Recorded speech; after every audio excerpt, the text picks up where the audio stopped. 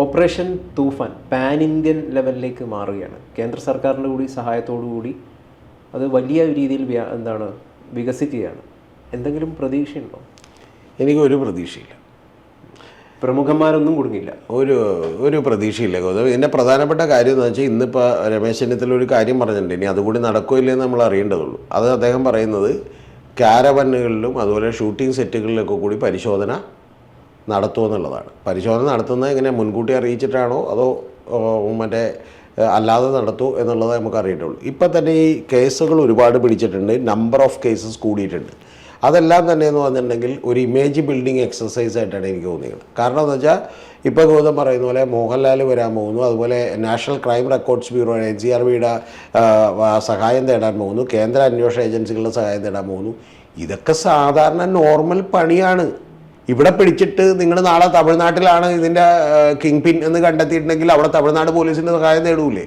ഇതൊക്കെ ഒരു നോർമൽ പ്രോസസ്സാണ്. അല്ലാതെ ഇത്ര വലിയ ഇതൊന്നും കൊടുക്കേണ്ട കാര്യമില്ല. ഗൗതം വേണമെങ്കിലും ഒന്ന് എടുത്തു നോക്കൂ.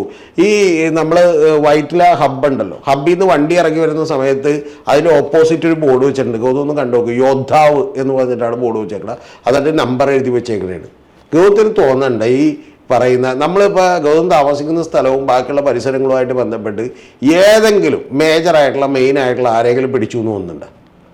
ഒരു 10 ഗ്രാം കയ്യിൽ വെച്ചേക്കണവൻ, മറ്റേ ഒരു വീടി ചുരുട്ടി വലിക്കുന്നവൻ, അതുപോലെ 25 ഗ്രാം ഉള്ളവൻ, 30 ഗ്രാം ഉള്ളവൻ. ഇതുമായി ബന്ധപ്പെട്ടിട്ട് ഒരു പോലീസ് ഉദ്യോഗസ്ഥ, നമുക്ക് പല പോലീസ് ഉദ്യോഗസ്ഥരായിട്ട് ബന്ധമുണ്ടല്ലോ, അവർ പറഞ്ഞൊരു കാര്യം എന്താണെന്ന് വെച്ച് കഴിഞ്ഞാൽ പേടിയാണെന്നാണ്. അവർ പബ്ലിക്കലി പറഞ്ഞു, ഇപ്പം നമുക്ക് ഇവരെയൊക്കെ പിടിക്കാൻ പേടിയാണ്. കാരണം നമ്മൾ പിടിച്ചു കഴിഞ്ഞാൽ ആരാണ് അറസ്റ്റ് ചെയ്യുന്നത് അല്ലെങ്കിൽ ആരാണ് തൂക്കിക്കൊണ്ടുപോകുന്നത്, ഇവരെ പേഴ്സണലി ടാർഗറ്റ് ചെയ്യും, വീട്ടിൽ പ്രശ്നമാകും, ഭാര്യയെ ടാർഗറ്റ് ചെയ്യും. ഇങ്ങനെയുള്ള ഭയം പോലീസുകാർക്കുണ്ട്. ഇത് പണ്ട് ഈ എറണാകുളത്ത് നിന്ന് തന്നെ ഒരു വലിയ ഗുണ്ടനെ പിടിച്ചുകൊണ്ട് പോയപ്പോഴത്തേക്കെന്ന് പോലീസുകാർ ആദ്യം ചെയ്ത പണി എന്താണെന്നറിയോ? പിടിച്ചുകൊണ്ട് പോയിട്ട് ലോക്കപ്പിലേക്ക് ഇടുമ്പോഴത്തേക്ക് അവൻ്റെ കണ്ണിലേക്ക് മുളക് പൊടി വിതറിയിട്ട് ഇടിച്ചത്. അപ്പോൾ അന്ന് പോലീസുകാർക്ക് പേടിയുണ്ട്. കാരണം മുളക് പൊടി വിതറിയിട്ടല്ല ഇടിക്കുന്നതെന്നുണ്ടെങ്കിൽ ആരാണ് ഇടിച്ചത്, എന്താണ് ഇടിച്ചത് എന്ന് നോക്കി വെച്ചിട്ട് വലിയ ഗ്രൂപ്പുകൾ പുറത്തുണ്ട്. അപ്പോൾ സ്വാഭാവികമായിട്ട് ഇവരുടെ വീടുകളിലും ബാക്കിയുള്ള ആളുകളൊക്കെ സ്കെച്ച് ചെയ്യും. പക്ഷേ ഇതിൻ്റെ പിന്നിൽ പോലീസുകാരുടെ യഥാർത്ഥ പേടി അതുപോലുമല്ല. പോലീസിനകത്ത് തന്നെ ഇതുമായി ബന്ധപ്പെട്ടിട്ടുള്ള നിരവധി ആളുകളുണ്ട്. ഇപ്പം ചൈത്ര തെരേസ ജോൺ എന്ന് പറഞ്ഞാൽ മലപ്പുറം SP ഇതിനെക്കുറിച്ച് പറഞ്ഞിട്ടുണ്ട്. അപ്പോൾ അത്തരത്തിലുള്ള ആളുകളെ എത്ര പേരെ രമേശ് ചെന്നിത്തല പുറത്താക്കി? നമ്മുടെ ആദ്യം ചോദ്യം ഒന്നുകിൽ അങ്ങനെ ആരും ഇല്ലേ, ഇനി അല്ലെങ്കിൽ അങ്ങനെ എത്ര പേരെ പുറത്താക്കി?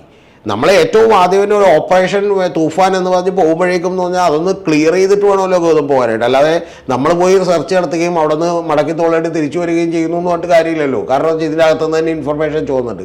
ഞാൻ ഗൗതത്തോട് പറയാം, യഥാർത്ഥത്തിൽ ഇപ്പോൾ സംഭവിച്ചുകൊണ്ടിരിക്കണത് എന്താണെന്ന് വെച്ചിട്ടുണ്ടെങ്കിൽ ലോക്കൽ തുക്കട ആളുകളെ പോലീസും അതുപോലെ തന്നെ ഈ പറഞ്ഞ പോലെ മെയിൻ ആളുകളും തമ്മിലുള്ള ഒരു ബന്ധത്തിൻ്റെ അടിസ്ഥാനത്തിൽ പിടിച്ചുകൊണ്ടിരിക്കുകയാണെന്ന് പറഞ്ഞ തോന്നലാണ് എനിക്കുള്ളത്. എന്ന് പറഞ്ഞാൽ ഗൗതം അറിയേണ്ടത്, പണ്ടൊക്കെ ഈ ബാറുകാരെന്ത് ചെയ്യുമെന്ന് വെച്ചാൽ വാറ്റ് ചാരായം ഉണ്ടാക്കുന്നവനെ പിടിപ്പിക്കുമായിരുന്നു. അപ്പോൾ ഭയങ്കര മറ്റേ ഈ വിഷ്വൽ ഇമേജ് ആയിരിക്കും അത്. കാരണം എന്താണെന്നറിയാമോ? ചെന്നിട്ട് മറ്റേ വലിയ കലമൊക്കെ ഇടിച്ച് പൊട്ടിച്ച് കളയുക. ഗൗതം അറിയേണ്ടത് അവനാറ്റ് ഈ നാട് നശിപ്പിക്കുക. ഒരു വാറ്റണം അവൻ എന്തോരം വാറ്റും ഗൗതം, എന്തോരം വാറ്റും. ഇത് കേൾക്കുമ്പോൾ ചില ആളുകൾ വരിക്കും നമ്മൾ വാറ്റി കുടിക്കാൻ വേണ്ട. നമുക്ക് വാറ്റാറില്ല, നമ്മളിന്നുവരെ ഒരു സാധനവും കുടിക്കാത്ത ഒരാളാണ്. പക്ഷെ പ്രധാനപ്പെട്ട ഒരു കാര്യം, ഈ വാറ്റുന്നവനെ ചെന്ന് പൊട്ടിച്ചുകളയണം. എന്താ കാരണം? എന്താ മെയിൻ മറ്റേ ബാറുകാരൻ്റെ കച്ചവടം മുടങ്ങുമെന്ന് കഴിച്ചിട്ട. ഇവിടെയും ഞാൻ പറയണത് ഇത്രയും ദിവസമായി ഞാൻ പറയണത് ഏറ്റവും പ്രധാനപ്പെട്ട കണ്ണികൾ ഈ പറഞ്ഞ പോലെ ചെയിൻ മുറിക്കാനുള്ള ആരെങ്കിലും നിങ്ങൾ പിടിച്ചിട്ടുണ്ടോ? അതാണ് ചോദ്യം. ആരെങ്കിലും പിടിച്ചിട്ടുണ്ടോ? വേണ്ട. ചില ആളുകൾ വന്ന് ആരോപണം ഉന്നയിച്ചല്ലോ. ചില ആളുകൾ ഇപ്പോൾ പബ്ലിക്കായിട്ട് വന്ന് ചില ആരോപണങ്ങൾ ഉന്നയിച്ചല്ലോ. അവരെക്കുറിച്ചൊരു അന്വേഷണം തുടങ്ങിയോ? നമ്മളെന്തെങ്കിലും കേട്ടോ? അവരുടെ ഏതെങ്കിലും വീടുകളോ അല്ലെങ്കിൽ ഓഫീസുകളോ അല്ലെങ്കിൽ അവരുടെ ഹോട്ടലുകളോ ബാക്കിയുള്ളതോ ഒക്കെ സെർച്ച് ചെയ്തോ? ഗൗതം അറിയേണ്ടത് ഇവിടെയുള്ള ഈ എറണാകുളത്ത് തന്നെ എളംകുളത്തുള്ള ഒരു ഹോട്ടലിൽ നിന്ന് ഒരു തവണ മറ്റേ പാർട്ടി നടത്തിയിട്ട് എന്ത് ചെയ്തായിരുന്നു? SP നിശാന്തിനെയൊക്കെ ഉള്ളപ്പോഴാണെന്നാണ് എൻ്റെ ഓർമ്മ. മയക്കുമരുന്ന് പിടിച്ചെടുത്തായിരുന്നു. പിന്നീട് എന്തായി? അപ്പം ഇതൊക്കെ വെറുതെ എൻ്റെ കാലഘട്ടത്തിൽ ഞാനിത് കുറേ കൂടി ഭംഗിയായിട്ട് ചെയ്തു, അതിന് 10,852 കേസ് രജിസ്റ്റർ ചെയ്തു എന്ന് പറയാനാണ്. അതിനപ്പുറത്തേക്ക് എന്താ നടക്കുന്നത് എനിക്കറിയില്ല. സത്യത്തിൽ എനിക്ക് രമേശ് ചെന്നിത്തലയിൽ കുറച്ചുകൂടി വിശ്വാസം ഉണ്ടായിരുന്നു. ഞാൻ വിചാരിക്കുന്നില്ല ഇപ്പോഴും അദ്ദേഹത്തിന്റെ ഒരു ഇന്റഗ്രിറ്റി ഒന്നും ഞാൻ ചോദ്യം ചെയ്യുന്നില്ല. അദ്ദേഹം ഈ കേരളത്തിൽ സാധാരണ ഒരു MLA ആയിരിക്കുമ്പോൾ പോലും ജില്ലകൾ മൊത്തം നടന്ന് ഈ ലഹരിക്കെതിരെ ഒരു ബോധവൽക്കരണ ക്യാമ്പയിനൊക്കെ നടത്തിയിട്ടുള്ള ഒരാളാണ്. അപ്പോൾ അദ്ദേഹത്തിന് താല്പര്യം ഉണ്ടാവും. പക്ഷെ പ്രധാനപ്പെട്ട കാര്യം ഇത് നടത്താൻ ഏൽപ്പിച്ച പോലീസുകാർ എന്താണ് ചെയ്യുന്നത്, ഇതിന്റെ റിവ്യൂ എന്താണ് എന്നുള്ളത് എടുക്കുന്നുണ്ടോ എന്ന് എനിക്ക് സംശയമുണ്ട്. അത് VD സതീശനും രമേശ് ചെന്നിത്തലയ്ക്ക് കൂടി ഇന്ന് റിവ്യൂ എടുക്കണം. എന്താണ് റിപ്പോർട്ട്? ഓക്കെ, 10,500 കേസ് പിടിച്ചു. എത്ര 10,500 കേസ്? ഏത് കേസുകൾ? എത്ര അതിന്റെ എണ്ണത്തിൽ എത്ര ഗ്രാമിന് താഴെയുള്ളതുണ്ട്? എത്ര എണ്ണം കൊക്കൈൻ ഉണ്ട്? എത്ര എണ്ണം ഈ പറയുന്ന പോലെ MDMA ഉണ്ട്? എത്ര എണ്ണം സാധാരണ കഞ്ചാവ് ഉണ്ട്? ഇവർ പിടിച്ചേക്കണം മുഴുവൻ ഉണ്ടല്ലോ ഗൗതം. ഞാനിപ്പോൾ പത്രത്തിൽ അത് കൃത്യമായി നോക്കുന്ന ഒരാളാണ്. പത്രത്തിൽ കാണുന്ന റിപ്പോർട്ടുകൾ പ്രകാരം ഈ പിടിച്ചേക്കണത് മുഴുവൻ ഏറ്റവും എന്ന് പറഞ്ഞാൽ ശരിക്കും പറഞ്ഞാൽ തോന്നേണ്ട ഒരു രണ്ടാം ലെയർ പോലും ഇല്ല. ഓരോ ജില്ലയിലും ഇതിന്റെ മൊത്തത്തിലുള്ള വിതരണം ഏറ്റെടുത്തിരിക്കുന്ന ഗുണ്ടാ ഗ്യാങ്ങുകൾ അടക്കമുള്ള ആളുകളുണ്ട്. അവരെപ്പോലും എന്ത് ചെയ്തിട്ടില്ല, പിടിച്ചിട്ടില്ല. പിന്നെ എന്താ പിടിക്കണം? പിന്നെ എന്താ ഇവര് കാണിക്കണം? സാറേ, നമ്മുടെ നാട്ടില് സ്ത്രീകള് ആക്രമിക്കപ്പെടുകയാണ്. സ്ത്രീകള് അതിരാത്രി പച്ചയ്ക്ക് ആക്രമിക്കപ്പെടുകയാണ്. എന്നിട്ട് ആരെയും പിടിക്കുന്നില്ല. VD സതീശൻ ഓർക്കേണ്ട ഒരു കാര്യം എന്താണെന്ന് വെച്ച് കഴിഞ്ഞാൽ അദ്ദേഹത്തിന്റെ വീട്ടിലൊരു മകളുണ്ട്. എന്ന് VD സതീശൻ ഓർക്കണം. അല്ല, ഞാൻ പറയണത് ഇവർക്കെല്ലാവരും ഇപ്പം ആരാണെങ്കിലും ശരിയല്ലോ. ഇപ്പം നമ്മളൊക്കെ എല്ലാവരും ആണെങ്കിലും ഇപ്പം രമേശ് ചെന്നിത്തല ആണെങ്കിലും അദ്ദേഹത്തിൻ്റെ 2 ആൺമക്കളാണെങ്കിലും അദ്ദേഹത്തിൻ്റെയും മകൾ തന്നെയാണല്ലോ അവരുടെ ഭാര്യമാരൊക്കെ തന്നെ. ഇതൊക്കെ ഞാൻ പറയണത് ഈ പറയുന്ന ഏറ്റവും ചെറിയ കുഞ്ഞുങ്ങൾ തന്നെയാണ്. അവർ കേരളത്തിൽ ജീവിക്കേണ്ടവരല്ല. ഇവരുടെയൊക്കെ വീട്ടിൽ കുഞ്ഞുങ്ങളില്ലേ? അപ്പോൾ അവരെയൊക്കെ ഈ കേരളത്തിൽ വളർന്നു വരണമെങ്കിൽ ഇതെങ്ങനെ അമർച്ച ചെയ്യണം? നിങ്ങൾ ഇതിന് കുറച്ചുകൂടി ജെന്യുവിനായിട്ടുള്ള സ്റ്റെപ്പ് എടുക്കണം. ഇതിൽ ആരെയാണ് നിങ്ങൾ ചുമതലപ്പെടുത്തിയിരിക്കണം? അയാളുടെ അടുത്ത് നിന്ന് റിവ്യൂ റിപ്പോർട്ട് എടുക്കണം. എന്നിട്ട് പറയണം, ഈ പറഞ്ഞ 10,800 കേസ് പിടിച്ചാലും ഇല്ലെങ്കിലും കുഴപ്പമില്ല, ഒരൊറ്റ 5 കേസ് നിങ്ങൾ പിടിക്കുക, 5 വൻകിട ആളുകളെ പിടിക്കുക. ഇതൊക്കെ എന്ന് പറയുന്നത് ഇവർക്ക് ഈ നാട്ടിൽ നിന്ന് ലഹരി ഇല്ലാതാക്കണമെന്നോ, യുവാക്കൾ ഈ ലഹരി അടിച്ചിട്ട് നശിച്ച് ഇല്ലാതായി പോകുന്നെന്നോ ജെനുവിനായിട്ട് താല്പര്യമൊന്നുമില്ല. പിന്നെ നാട്ടുകാരുടെ കണ്ണിൽ പൊടിയിടാനായിട്ട് ഓരോ പദ്ധതികളും പരിപാടിയും ഞാൻ കഴിഞ്ഞ ഇതിൽ പറഞ്ഞിരുന്നു. അതായത് ഇതിൽ ആരുടെ ഇമേജ് കൂടുതൽ, ഒരാൾ പൂക്കിയായി, അപ്പൊ ഇനി വേറൊരാൾ എന്താകും എന്നുള്ള ഇമേജ് ബിൽഡിംഗ് എക്സസൈസ് ആണ് നടക്കുന്നത്. അതിന്റെ ഭാഗമായിട്ട് ഈ ഞാനിലെ വൈറ്റില ഹബ്ബിൽ നിന്ന് ബസ് ഇറങ്ങുമ്പോൾ കാണാം, അതായത് ഓപ്പോസിറ്റ് യോദ്ധ വന്നിട്ടൊരു നമ്പർ കൊടുത്തേക്കണ വിളിക്കൂന്ന്. നമ്പറിലെങ്ങാനും വിളിച്ചാലുണ്ടല്ലോ, നമ്പറിൽ വിളിച്ച് ഒരു ഇൻഫർമേഷൻ ജന്മത്തെ ഒരാളും കൊടുക്കൂല. എന്താ കാര്യം കൊടുക്കാത്തത്? തൂഫാനും യോദ്ധാവുമായി ബന്ധപ്പെട്ടിട്ടുള്ള വാട്സാപ്പ് നമ്പറുകളിൽ പല രീതിയിലുള്ള കാര്യങ്ങൾ ഇട്ടുകൊടുത്തിട്ടും 2-3 ദിവസമായിട്ട് യാതൊരു നടപടിയും, തിരിച്ചൊരു റിപ്ലൈ പോലും വരുന്നില്ല എന്ന് പറയുന്ന പരാതികൾ വരികയാണ്.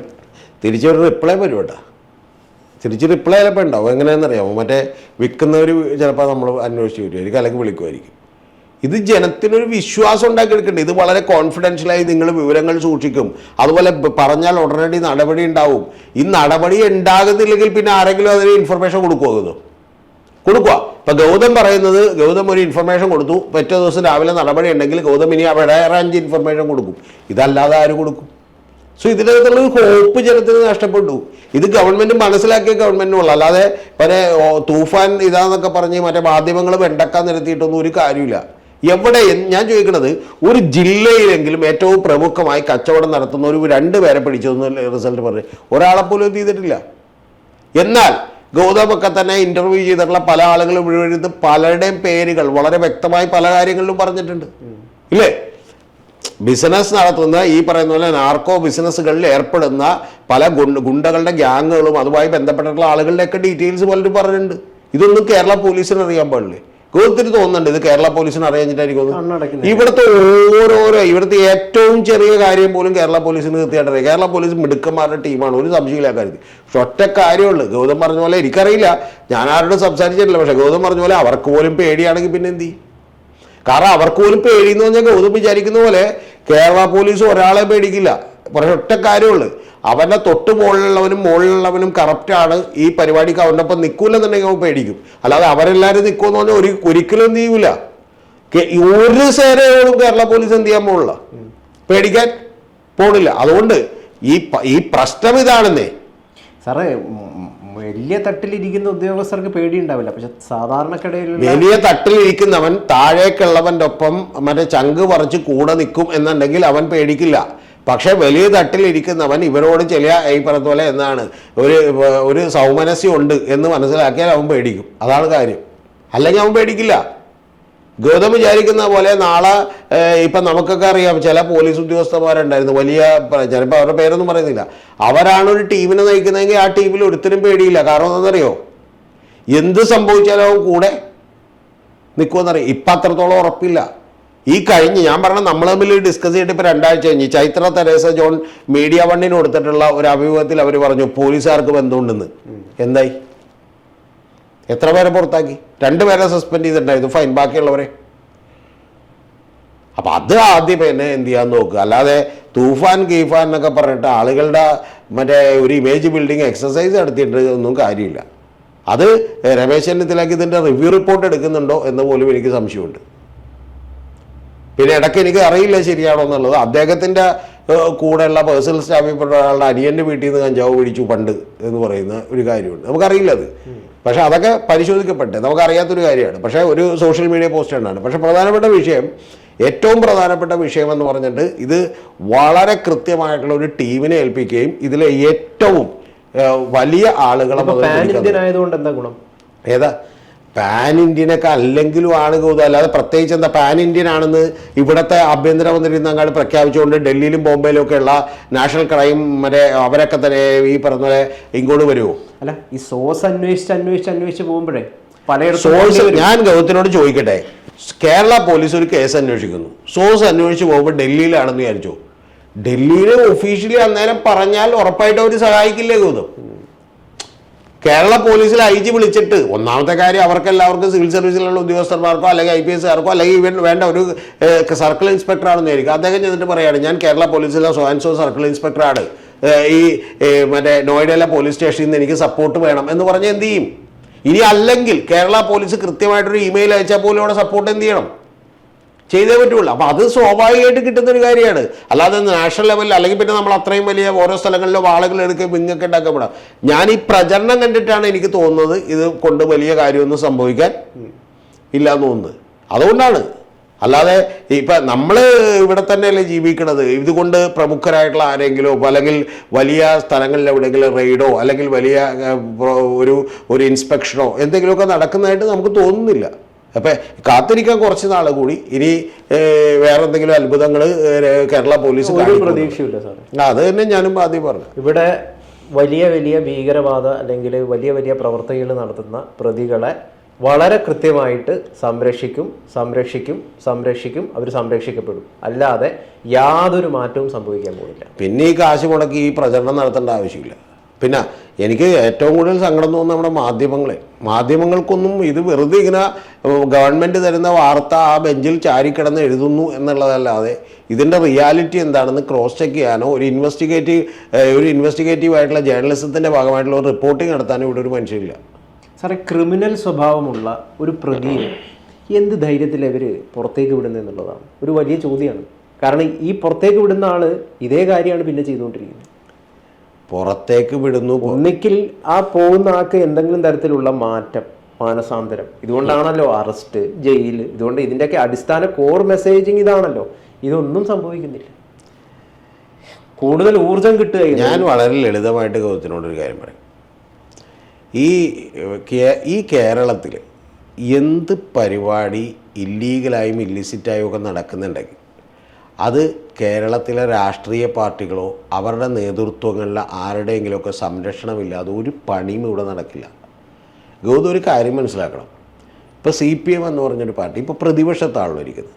ഗൗതത്തിന് തോന്നുന്നുണ്ടോ ഏതെങ്കിലും കേരളത്തിൻ്റെ ഒരു മുക്കിലോ മൂലയിലോ അവരറിയാതെ, അതായത് അവരുടെ ഒരു പ്രവർത്തകൻ പോലും അറിയാതെ ഒരു സംഭവം ഉണ്ടാവും? ബുദ്ധിമുട്ടാണ്. അതായത് കേരള പോലീസിനേക്കാൾ ഗംഭീരമായിട്ടുള്ള നെറ്റ്വർക്കാണ് അത്. ഈവൻ ഞാൻ പറയണത് BJPക്കാണെങ്കിലും കോൺഗ്രസ്സിനാണെങ്കിലും ഒക്കെ തന്നെ അത്തരത്തിലുള്ള നെറ്റ്വർക്കുകളുണ്ട്. അപ്പോൾ ആ നെറ്റ്വർക്കുകൾ പലപ്പോഴും ഈ പറയുന്ന പോലെ നമ്മുടെ നാട്ടിലുണ്ട്. അപ്പോൾ അതുകൊണ്ട് തന്നെ അതിനിടയിലുള്ള ആരാണ് ഇവരെ സംരക്ഷിക്കുന്നത് എന്നുള്ളത് മാത്രമാണ് പ്രശ്നമുള്ളത്. അതൊന്നുമില്ലാതെ ഒരു പൊളിറ്റിക്കൽ പാട്രണേജും ഇല്ലാതെ ഒരു കാരണവശാലും ഇത്തരം പരിപാടികൾ ഒരു സ്ഥലത്തും നടക്കില്ല. കേരളത്തിൽ ഒട്ടും നടക്കില്ല.